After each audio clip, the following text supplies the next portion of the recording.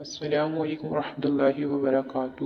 الحمد للہ رب العالمین والصلاة والسلام علی خاتم النبیین، اما بعد فاعوذ باللہ من الشیطان الرجیم، بسم اللہ الرحمن الرحیم۔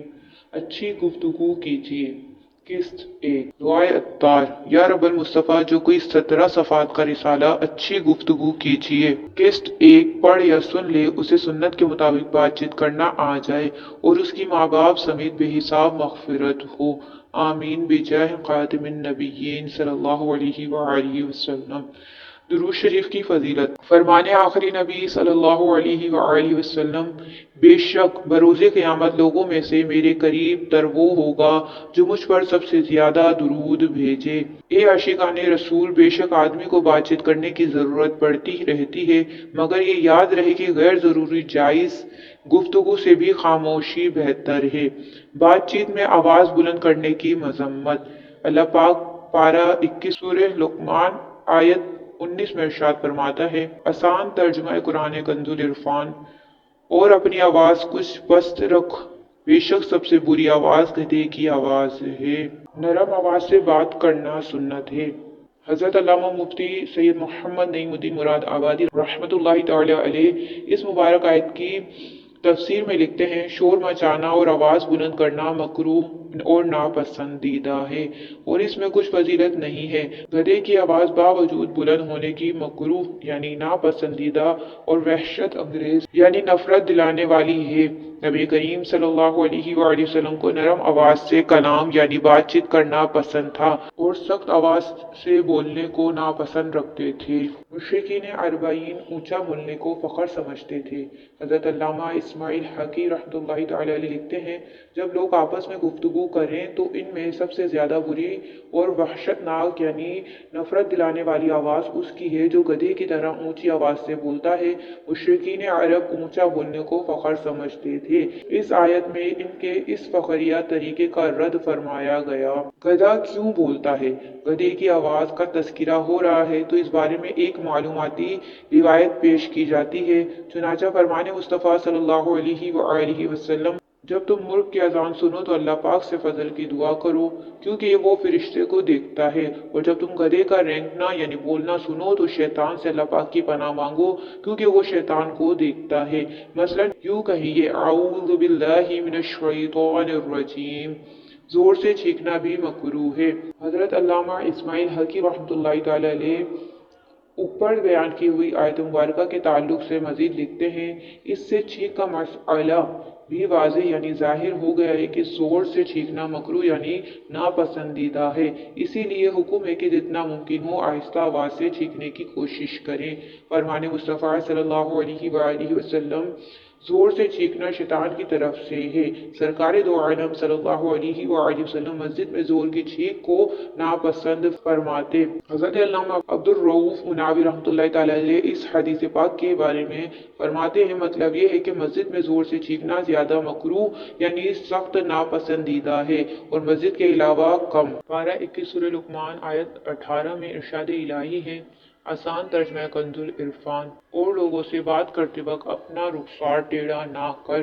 حضرت علامہ سید نعیم الدین مراد آبادی رحمۃ اللہ تعالی علیہ اس مبارک آیت کی تفسیر میں لکھتے ہیں، جب آدمی بات کرے تو انہیں یعنی جس سے بات کر رہے ہیں ان کو حقیر جان کر ان کی طرف سے رخ پھیرنا جیسا متکبرین یعنی مغروروں کا طریقہ ہے اختیار نہ کرنا۔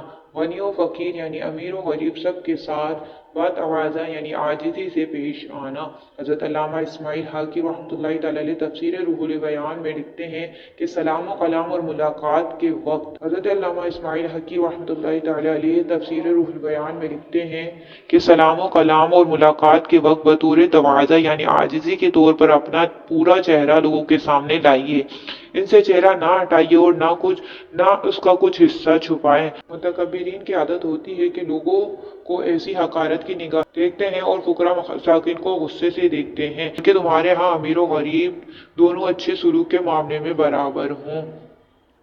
गुफ्तगू समझ आए ऐसा अंदाज होना चाहिए। बाजारी अंदाज में चिल्ला चिल्ला कर बात करने से बचना चाहिए कि रसूल पाक सल्लल्लाहु अलैहि वसल्लम कभी भी इस तरह बातें नहीं करते थे। आप सल्लल्लाहु अलैहि वसल्लम की गुफ्तगू शरीफ में आवाज ना ज्यादा बुलंद होती और ना इतनी धीमी के सामने वाले को सुनने में दुश्वारी पेश आए। सरकार सल्लल्लाहु अलैहि वसल्लम की मुबारक गुफ्तगू आसान होती। उम्मुल मोमिनीन यानी तमाम मुसलमानों की माँ हजरत बीबी आयशा सिद्दीका रदियल्लाहु अन्हा फरमाती हैं कि सरकार दो आलम सल्लल्लाहु अलैहि वसल्लम साफ साफ गुफ्तगू फरमाते, हर सुनने वाला उसे समझ लेता था। सरकार सल्लल्लाहु अलैहि वसल्लम बात 3 बार दोहराते। खादिमुन नबी हजरत सैयदना अनस रदियल्लाहु अन्हु से रिवायत है कि सरकार मदीना सल्लल्लाहु अलैहि वसल्लम जब कोई बात फरमाते तो उसको 3 मरतबा दोहराते ताकि उसे समझ लिया जाए। शरह हदीस मिरातुश शरीफ में है, यानी मसाइल बयान करते वक्त एक एक मसला 3 बार फरमाते ताकि लोगों के जहन में उतर जाए। यहाँ हर कलाम 3 बार दोहराना मुराद नहीं। गुफ्तगुए मुस्तफ़ा सिराजुल जिनान जिल्द 7 सफ़ा नंबर 502 पर है। सीरत की किताबों में मज़कूरा यानी बयान किया गया है कि हुज़ूर पुरनूर सल्लल्लाहु अलैहि वसल्लम बहुत तेजी के साथ जल्दी जल्दी गुफ्तगू नहीं फरमाते थे, बल्कि ठहर ठहर कर कलाम यानी बातचीत फरमाते थे, और आपका कलाम इतना वाज़ेह होता था कि सुनने वाले उसको समझ कर याद कर लेते थे।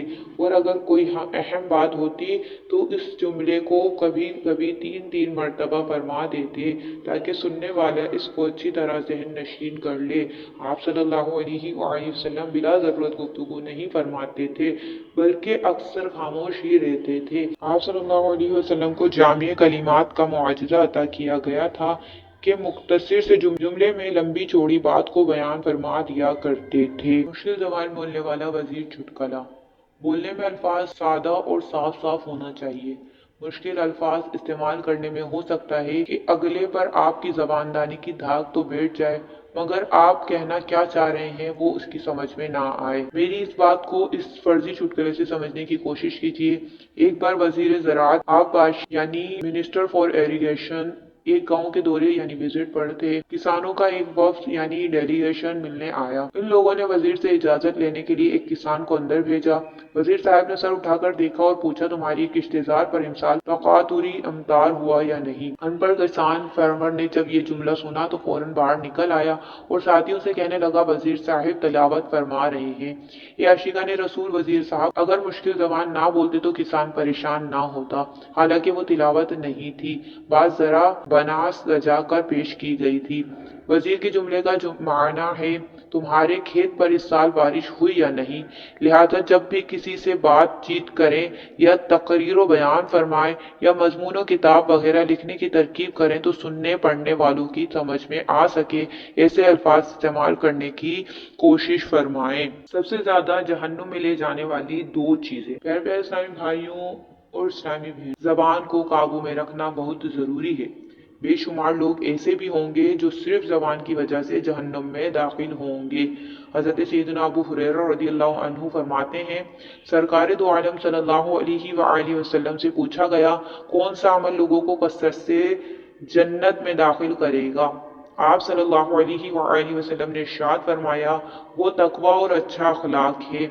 और पूछा गया, क्या चीज लोगों को कसरत से जहन्नम में दाखिल करेगी। फरमाया, 2 चीजें, मुंह और शर्मगाह। वो जन्नती है कौन। हजरत अबू हुरैरा रदियल्लाहु अन्हु से रिवायत है कि मक्की मदनी आका सल्लल्लाहु अलैहि वसल्लम ने फरमाया, अल्लाह पाक ने जिसको जबड़ों के दरमियान और टांगों के दरमियान वाली चीजों यानी मुंह और शर्मगाह की बुराई से बचा लिया, वो जन्नत में दाखिल होगा। जन्नत की जमानत। जो अपने मुंह और शर्मगाह की हिफाजत करे यानी उनका खिलाफ शरीयत इस्तेमाल ना करे, वो जन्नती है।